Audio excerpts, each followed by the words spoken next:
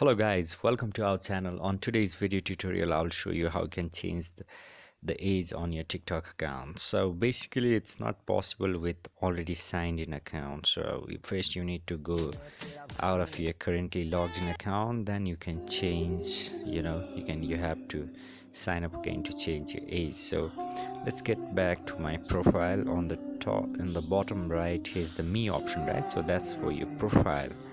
Alright, so what you need to do is just tap on that me option, then go through the edit profile, or let's just get sign out from over here.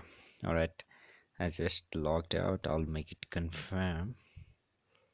Alright, so I'll just go with the same option again, which is the me, I guess. So yeah, so on the bottom right, you just tap on the me option and then switch to another account, sign up with email or phone. So here you can pick your age. Suppose if you'd like to change your age, like suppose you're 25, you're 25 and you wanted to make like 24, you can just pick like 19. How much it will take to make you like 24 years old. Just do the right calculation and pick the right date over here.